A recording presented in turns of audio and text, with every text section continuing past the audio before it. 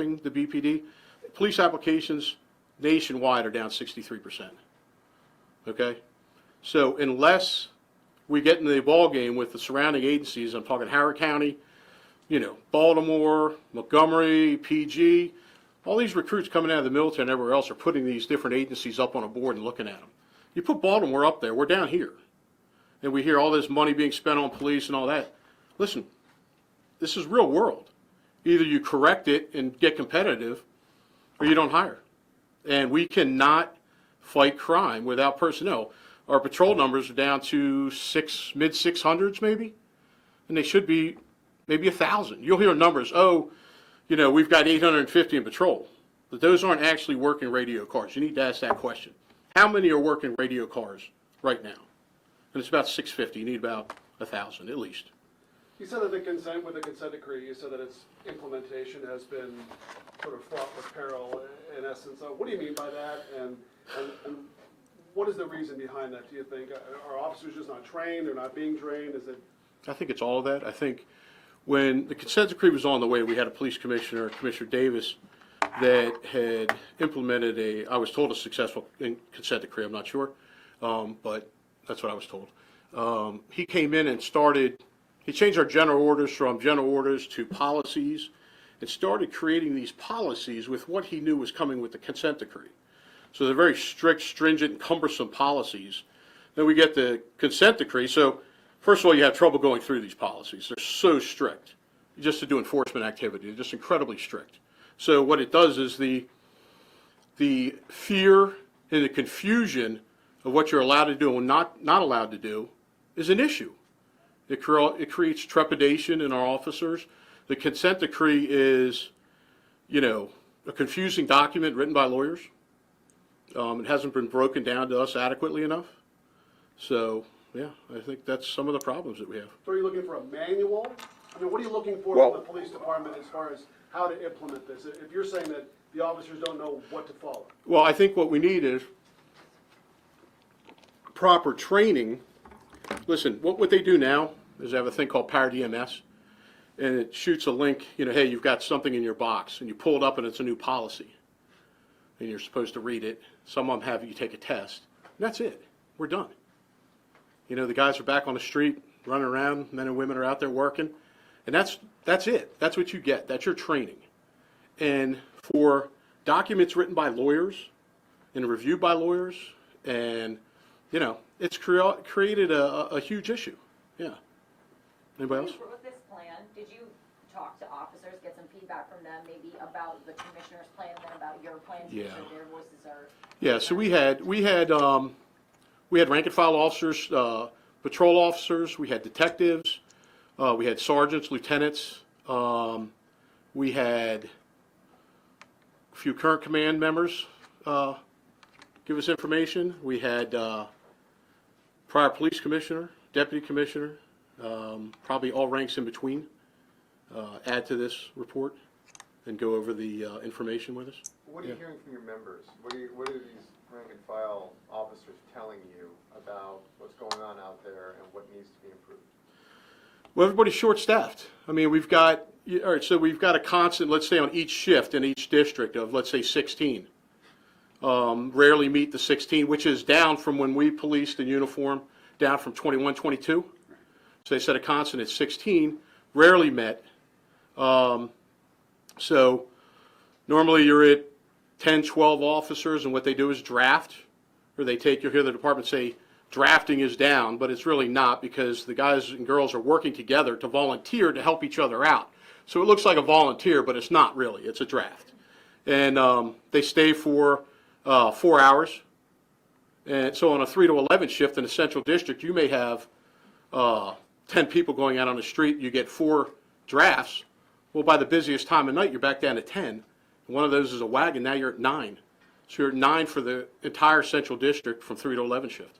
It's incredible, the numbers. I mean, it's really a public safety issue. How do you make BPD more competitive? You were saying BPD's down here when people are advertising Listen, for police jobs. How do you make BPD? People always think we're screaming about money, and we're not. But in order to get the people here and keep the people here, what's happening is you have these young officers coming in between, between 3 and 5, 6, 7 years, they're leaving Because when you look down the road as a career, you're looking at salaries drop by 20%.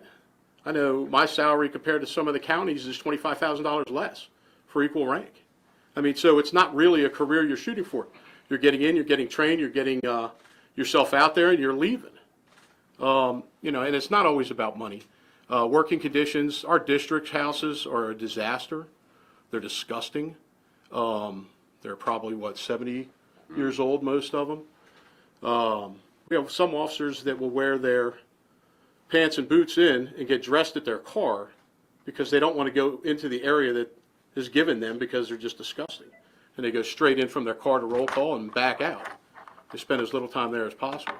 I want to say something to what you said as far as hearing from the rank and file. A lot of the rank and file, I'm sorry. Thank you. A lot of the rank and file members feel as though there's confusion because the consent decree reads one thing, but then my supervisor is telling me another thing. So what do I do? As far as moving people off of the corner, well, they were told, well, the consent decree reads that you cannot do that any longer. But yet, when I'm working the 4 to 12 shift, I have someone in my ear, and I may get a call saying disorderly people on the corner. So there's a lot of confusion, and the officers, they just feel confused sometimes. And a lot of these officers, they're just looking for leadership. Just tell me what to do, and I will go do it. But when I do it, back me up.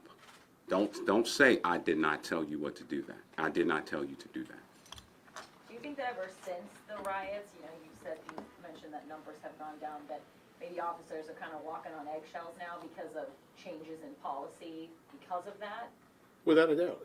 I mean, all of this came a result of, the Freddie Gray incident, and then some more with the GTTF, who we all agree should be in jail. I don't know, over 99% of the officers that I know that come to work every day are good people.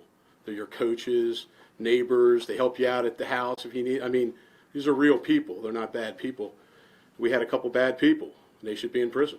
I mean, that's just the way it is. So yeah, I think that had a lot to do with it, obviously. A lot of people in the community point to nearly a $500 million budget per year for the department and wonder why the department can't get it right with that much money. A major focus of your report is mismanagement. Do you think that if the management of the funds that the police department already has access to was where it should be, that would be enough? Where do you fall in terms of the budget? I don't know. I'm not sure. I mean, obviously it's being mismanaged. I mean, it's laid out in the report. What I can tell you is they need to get it right, and they need to put an offer out there that will bring people here. I mean, you saw the numbers. I mean, in 2018, since the 2018 numbers, I think we lost 20% of our new hirees that year. 20% of the people that were hired in 2018 left. And I think so far this year we're around 15%. So, people are leaving. I mean, obviously one or two people leave, but these people are leaving because they're obviously most likely working to get hired somewhere else at the time, and it's a better place to go. We have to make this a better place to be. And, to touch on what Lieutenant Butler said about our commanders, I think the confusion just doesn't lie with our rank and file. Our commanders are confused. We have commanders, you can hear it on the radio saying, clear those corners. What sounds like before, listen, clearing corners is not a bad idea because that's why when people get shot. We have mass shootings when people are shot. We have drug dealing when the corners are crowded, all these things. But we have to figure out a way to do it right constitutionally. But we still have commanders that are doing those things. So I think education for the commanders as well. A couple more questions? Do you think that new leadership is the answer? Listen, we're here for public safety. I've met with Commissioner Harrison a number of times. I think he's a nice man. But I do not think his management style or focus is in the right place right now. I think his concentration seems to be with these policies and consent decree, and I don't see any urgency in the crime fight. If there was no consent decree, do you think that we wouldn't have problems that we have now, it would be easier to fight crime? I certainly think, obviously, if you look at the times we had successful police commissioners and their tactics of aggressively, going after drug dealers and people with guns, crime dropped. I mean, if you have, in this city, if you have 500 to 1,000 really bad actors, and you put 500 of them in jail, crime's going to drop, period. I mean, it's just going to happen. But when you feel that, we do have great detectives out there and officers working the street, but, we used to take chances and tie goes to the police officer, but now we don't take those chances. It's just not something that happens.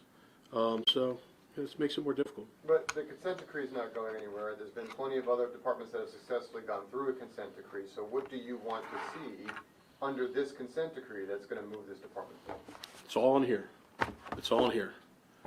Read our strategy. It's all there. If they correct these things, I just don't know how. If he started at number 5 and we hadn't even done.